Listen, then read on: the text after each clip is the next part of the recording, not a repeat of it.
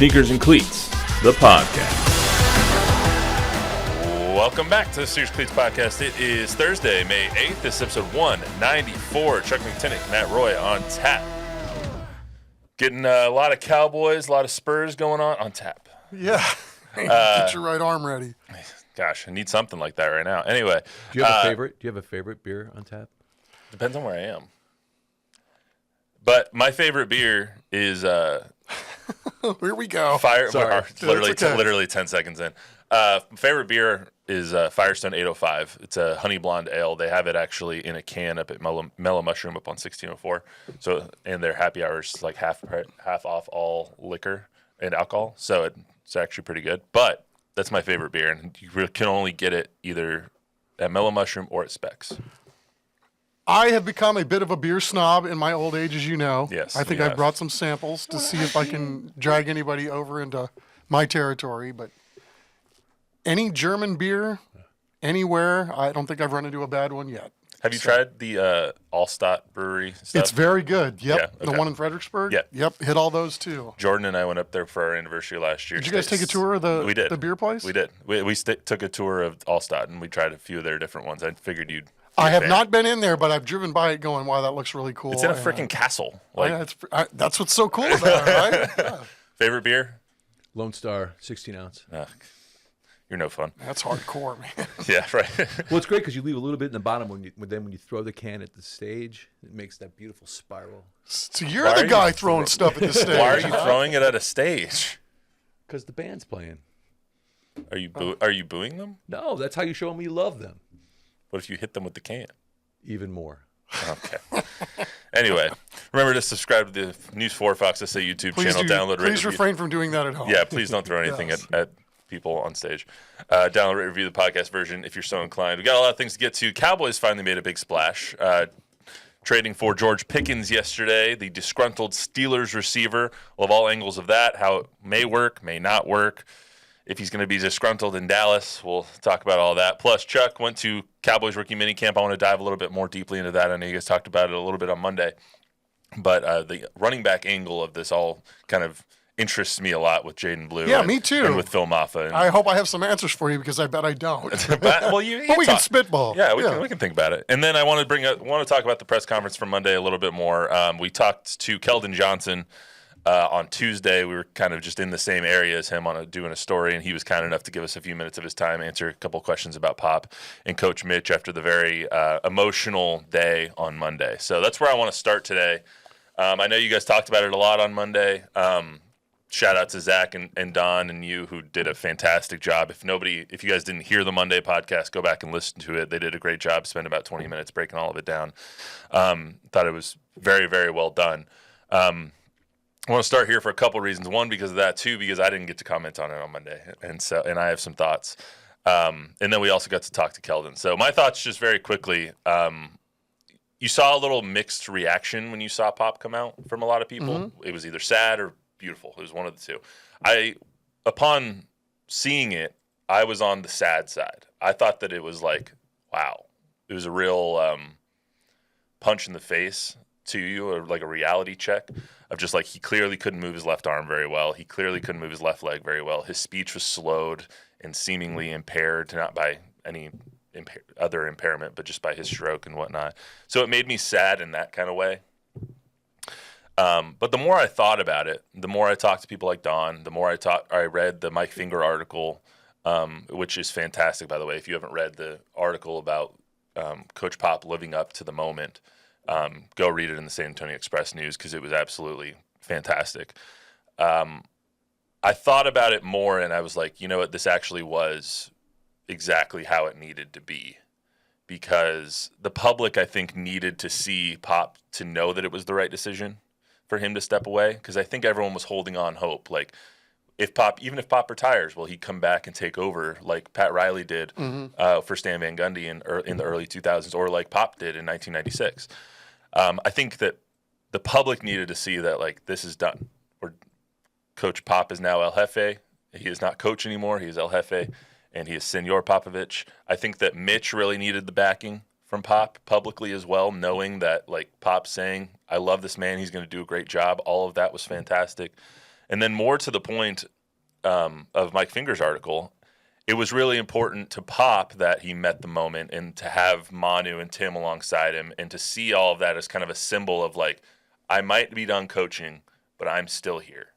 I'm still the patriarch of this. Like, I'm still alive. I'm still well. I'm still involved.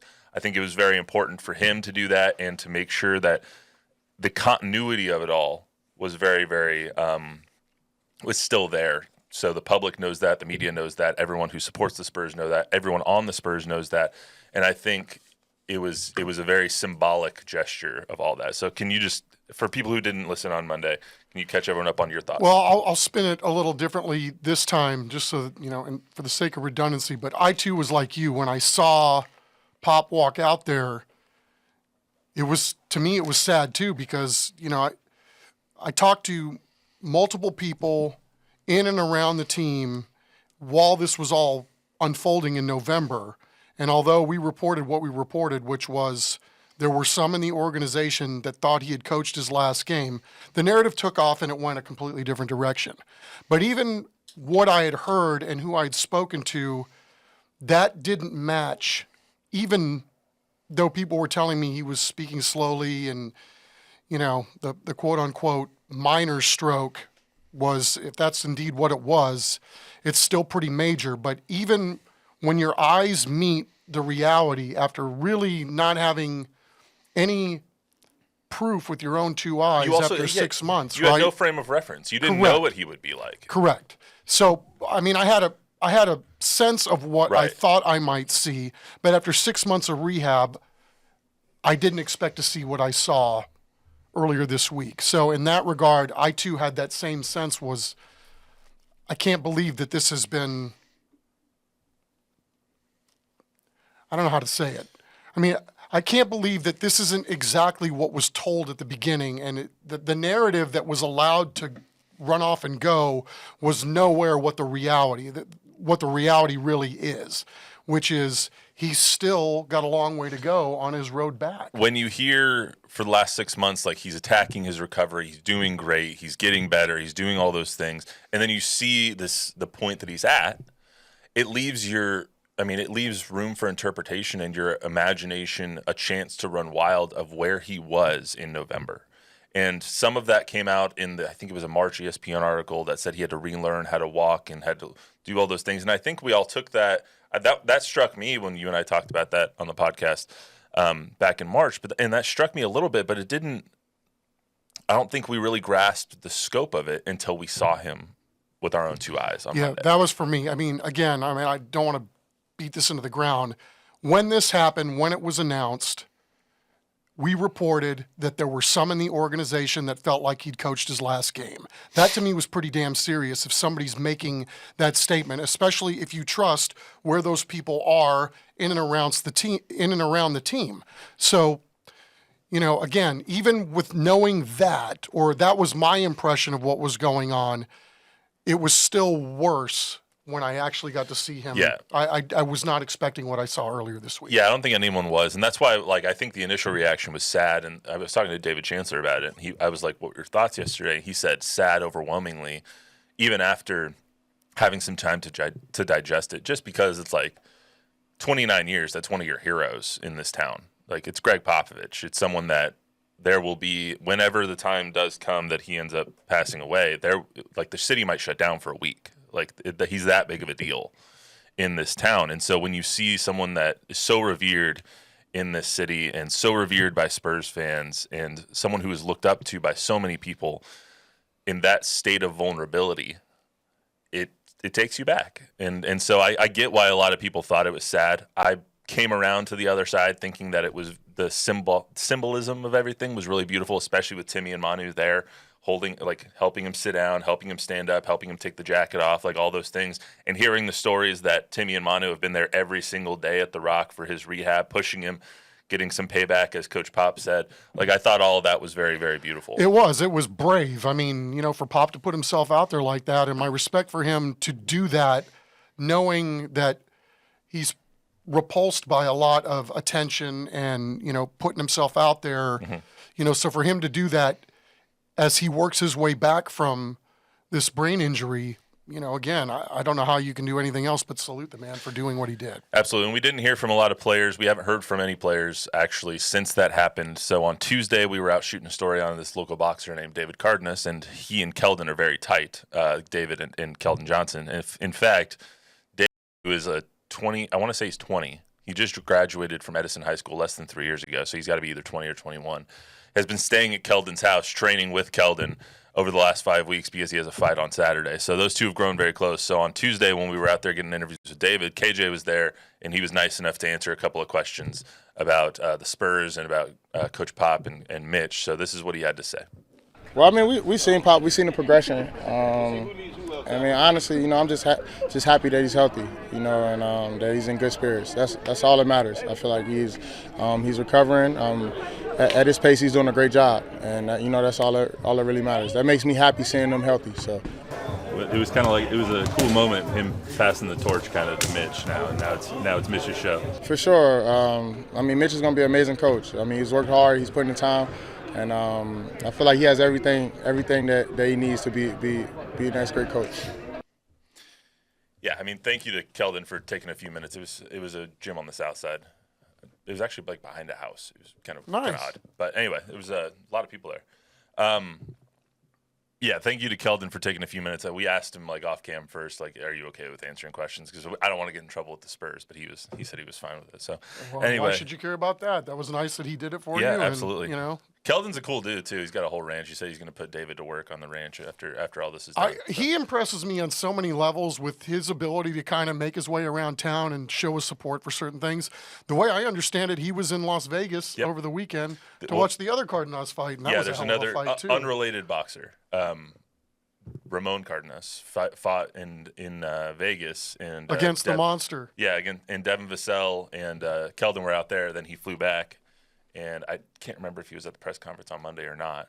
But and now he's here helping David again. So I thought the comments from Keldon were great. I mean, it's exactly what you'd expect from a Spurs player to say about them. But what keeps taking me, what keeps striking me is every time you ask a Spurs player about Mitch over the last 2 years, it's always been nothing but fantastic things. And I believe that no matter what happened, there's an ESPN article that was written by, I think it was Brian Windhorst, that said there was rumors and talks around the league that people knew that it was Mitch's job, no matter what. Like even if Coach Pop retired and they were never going to open that job up, it was always Mitch. And one of the reasons I think that is because I think there's every single person in the Spurs building believes in Mitch, in the person that he is, what he has shown over the last couple of years, what he showed everyone last year, and the development that he believes in professionally and physically with all the players.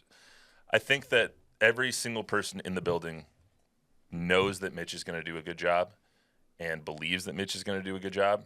And so hearing that from Keldon, hearing what we heard from Pop on Monday, hearing what we heard from all the players after the season and during the season, I think it was fairly obvious that no matter what happens this season for the Spurs or next season for the Spurs, Mitch is the long-term answer. I don't know if he's the long-term answer.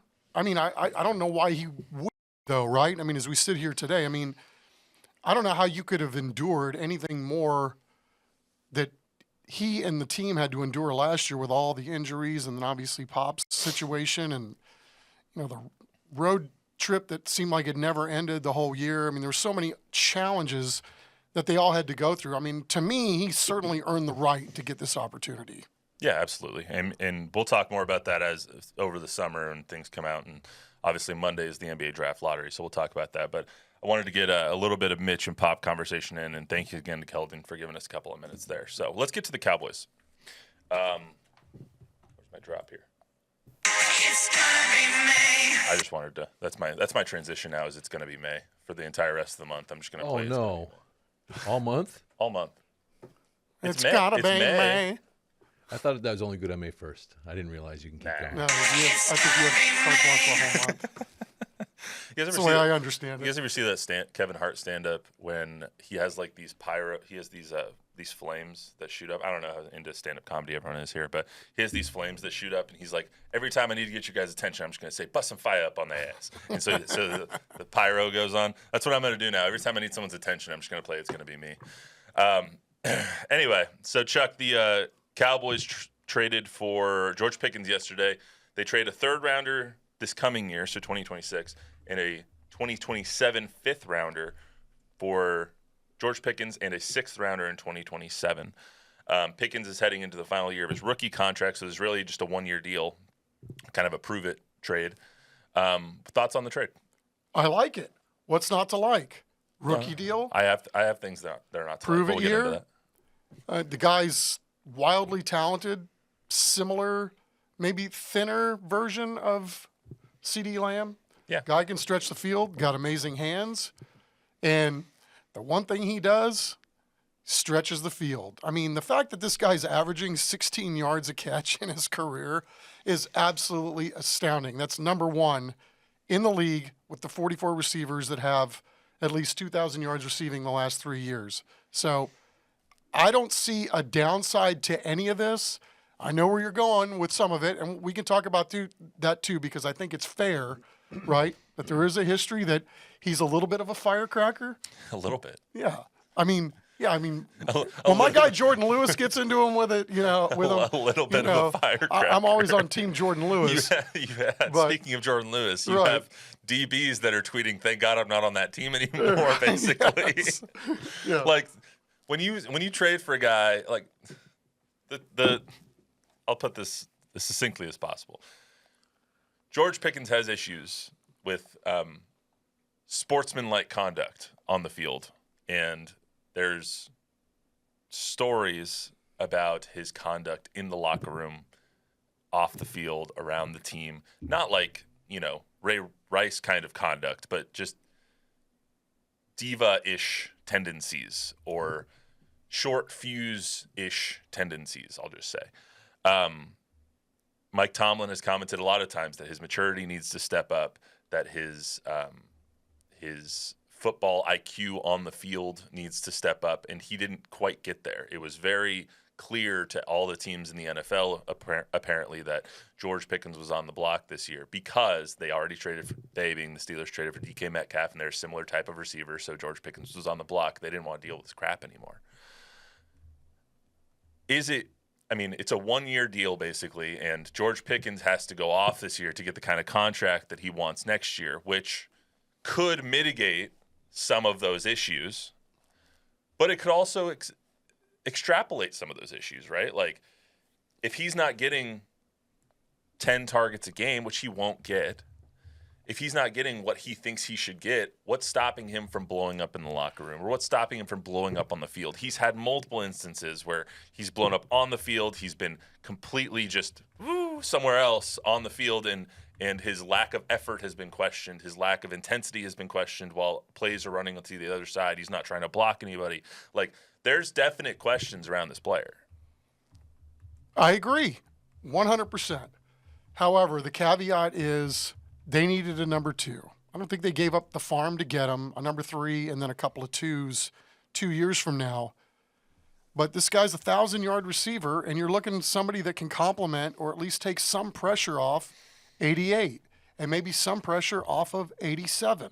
And I think mission accomplished. And, I think if you go back far enough, Des Bryant had the same kind of knocks against him. You'll never be able to corral the wild stallion. And then Des grew up, and Des did a lot of good things too. He, may have sidestepped every now and then, but for the most part, did what he was supposed to do on the field and had a really nice career. I mean, with the goal being for all these guys is to get the bag, get that first huge contract in free agency. I would think that's enough motivation for a guy like George Pickens to do what's been asked to him and try to figure out a way to get along. And I'm confident enough about what I saw from Brian Schottenheimer and his ability to connect with other human beings at an unbelievable rate. I mean, even if it's just in the chow line with people that aren't on the football staff. I mean, I just think it's worth the risk at this point. I mean, what are you going to do? Blow up a team that won a bunch of games last year? No. I mean, I'll say this, and I'm just playing devil's advocate here because I do like the move. They had such a glaring need at receiver. We all talked about it after the draft, before the draft. Are they going to get Amari Cooper? They need somebody in this room because you lost Brandon Cooks, and Jalen Tolbert just isn't that guy right now. He could be, maybe, but right now he's not a number 2 receiver. George Pickens is a borderline, when he's at his best, number 1 receiver. And he showed that many times in his Steelers career that he could possibly be a number 1. He's talented as all get out. But in the NFL, there's a very clear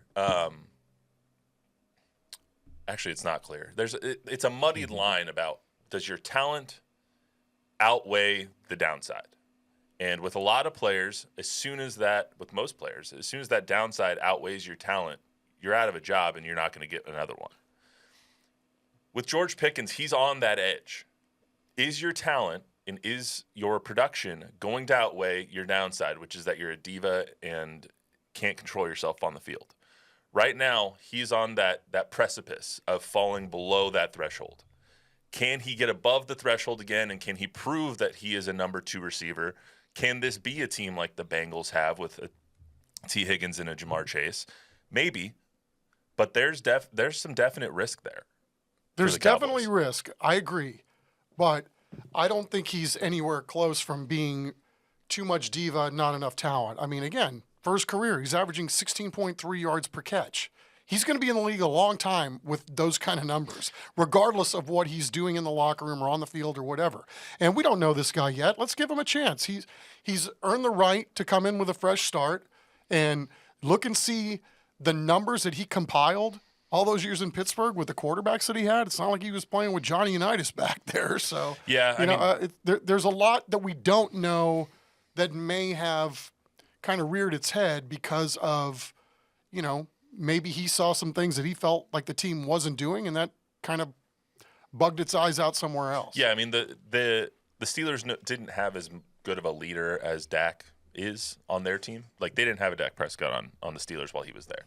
So I get that. I questioned the draft pick compensation at first because it's basically a 3rd and a 5th for Pickens and a 6th. So I think a 3rd is pretty high to give up. However, if he plays well this year and he walks in free agency, which I think is the best case scenario for this trade, like, they're not going to sign him again. If he has a good year, if he does what they're hoping he does, he's going to be worth $20-25 million. They can't afford it, especially with Micah Parsons on his deal that he's going to get. So best case scenario, he walks and they get a compensatory pick. If that's a 4th or a 3rd round compensatory pick, then you basically just picked up George Pickens for free, which is great. Right. And then the other side of it is, if you got him for 1 year and you gave up a 3rd round pick to get him this year, how many 3rd rounders are going to be as good as what you think George Pickens is going to be based on his 3 years in the league? Yeah, if you're going to say, like, is this 3rd rounder going to be as good for 1 year as George Pickens is going to be for 1 year? The answer is likely no, like, just to be fair. So that makes a lot of sense, too. Plus, he's cheaper. He's $3.4 million against the cap. And for a team that loves a deal, like the Cowboys do, that makes a lot of sense. The other concern I have is the Steelers have a really, really solid history of selling high on receivers. Yes, they do. Antonio Brown sold really high on Antonio Brown, then he kind of went off the deep end. His threshold was quickly down here for his antics. Martavis Bryant, Mike Wallace, Plaxico Burress, the list goes on and on. I think Emmanuel Sanders is one of the only ones that actually lived up to the hype when he left the Steelers. Shout out to E-Man for the Broncos. And he had a long career afterwards. But the list kind of goes on. Marcus Wheaton is another one. The list goes on and on for Steelers receivers who don't do well outside of Pittsburgh. So there is a concern about that. Chase Claypool, another one. I'm just thinking about him. The list goes on and on. So I am a little worried about that because there has to be something there that, like, the Steelers don't just give up on people unless they don't see a future with that player. So I think, yeah, my view of that, without really, my mea culpa is not like I'm watching the Steelers every week, is that they seem to have benefited from really good guys, but having multiple good guys at one time so that everybody wins. And hopefully this will be the case here too. Yeah, fair enough. So overall, I think the grades on the move are like a B-. If you had to rate the move, like 10 being a great, fantastic, best move ever, 1 being a crap move that they never should have made, where would you put it? Scale of 1 to 10. A 7.3. Good Now, number. you know what? I'll go 7.5. There you go. 7.5. That's I'm living on the edge today. if you're going off Dave Portnoy's pizza scale, it's pretty good. There you go. So Well, let's get into the Cowboys rookie minicamp aspect of this. So I want to talk about the running back position. There's a lot of questions about it. The depth of it doesn't look as bad as last year. You don't have a aging Ezekiel Elliott. You don't have a unproven Rico Dowdle. You don't have Deuce Vaughn being relied upon as the gadget guy right now. So when you look at the rookies this season, you have Jaydon Blue, you have Phil Maffa alongside Javonte Williams, alongside Miles Sanders, alongside Malik Davis and Deuce Vaughn. How do you view this running back room right now? Well, I From think you being said there it this best. There's a lot of question marks, right? Is Miles Sanders going to be the dude, right? Is name the guy going to be, the scat back, the thunder and lightning attack that, maybe the Cowboys want to go into next season with? I really don't know. There are a lot of people talking about Blue that, if this guy learns how to do this or do that, that they really could have struck gold because of his ability to hit home runs. Mm-hmm. He's that guy with the speed. I think he's more than that, but he's probably got to gain a little bit more weight. And God, I can't believe I'm drawing a blank. Who was the guy that the Cowboys just got rid of that signed with the Titans? 21? Tony Pollard? Tony Pollard. I saw somebody spitballing that this could be their next Tony Pollard. And you remember when Tony Pollard came into the league, he didn't look that big. He wasn't the downhill runner that he became once he got 2 or 3 years into the league, and arguably the Cowboys' most explosive offensive weapon. And if they got the next Tony Pollard, I think that would be cool, right? Let him have a year to grow up, or he's just kind of the answer to maybe whoever the number one is, and then over time earns the right because of his physicality or how he develops as a pro running back. But I don't know. I think it's fascinating because, we went just last week thinking, God, what are they going to do at wide receiver? Well, I think that's been answered, right? And hopefully you get one of those undrafted guys is going to surprise you and maybe be a guy that you can work with and maybe be a dude somewhere down the road. This position, there's plenty of bodies back there, but I don't know that we're any closer to understanding what is it going to look like when they take the field in September.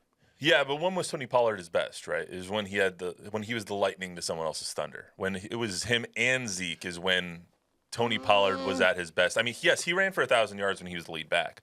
But when he was, I think you and I are agree on this. In that playoff game against the Niners, when Tony Pollard broke his ankle or broke his leg, that completely changed the entire game. He was the game plan. Yes. For the Cowboys. He was the game plan. Because he's their best offensive weapon at the time. So they didn't have but my point here is that they didn't have a backup plan for him. Correct. But at that time, he was not the lead back. He was the second back. Well, but I think that was in name alone, right? Fair, but there was a hammer to go along with his speed. But Tony Pollard, before he broke his leg, and I didn't really see what he did last year, so I'm not going to speak to any of that. But before he broke his leg, he was a different kind of running back than when he came into the league. Way more physical, way more than he was when he first got to the league. He was finishing guys off as opposed to just looking to make a move and then, die for an extra yard. He was a one cut. He was a one cut back. Put your foot in the ground, get upfield. Yeah, and I think that's the thing with Blue is that he's going to be really good coming out of the backfield. Again, another weapon for Dak to utilize in the short pass. It's going to make the quarterback look better when you can find guys like that. So, I don't know. I'm curious to see what these OTAs look like. Who's gotten the impression of the coaches early?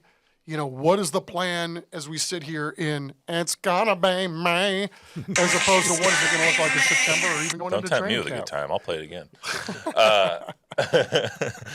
I think a lot of people want Blue to be the number one back. I just don't know if this year that's going to happen. It seems like either Miles Sanders or Javonte Williams is going to be the starter. One of those two. Someone's going to, show out in training camp and they're going to be the starter. Then you're going to have a bunch of guys fighting for playing time behind them. Blue can be that shifty, difference-making kind of change of pace back in his first year. Maybe Phil Maffa ends up being the lead back because Phil Maffa's really good when he was healthy. Will Shipley kind of took some of his carries away at Clemson. But Phil Moff is also a really good back. So I'm just interested to see kind of how the depth chart plays out. Javonte Williams, I've watched Javonte Williams for 4 years as a Broncos fan. He's very good when he's good, if he can see the hole. And Miles Sanders is really good too when he's healthy. Yeah. Right? I mean, last time he had a really good offensive line and he was healthy, they were in the Super Bowl with the Eagles. So Miles Sanders was really good with the Eagles. He just didn't pan out because he was on the Panthers, and no one pans out on the Panthers. So, I mean, they just cut Davian Clowney today. So, did it really? yeah. It just happened like right before you got it. Cowboys. Yeah, right? Dial it up. Yeah. It's going to be Bring him really back to Houston. That'd be cool too. It's going to continue. Oh, that'd be kind of cool. Yeah. Back to where it all began. It's going to be a really interesting offseason. Bob, anything before we get out of here? Do you have any other comments that will derail us for 10 more minutes? No, Okay. I'll be quiet. Okay, thank you.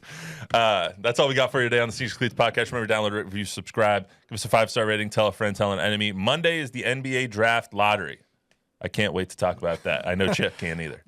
I know we can talk about this, that the Spurs have no chance basically to get the number 1 overall pick. They have them right where they want them. I'll tell you this. 6% chance the Spurs have was a better chance than the Knicks had it coming back from 20 points down last night. So you're telling me there's a chance. There is a chance. We'll see you on Monday.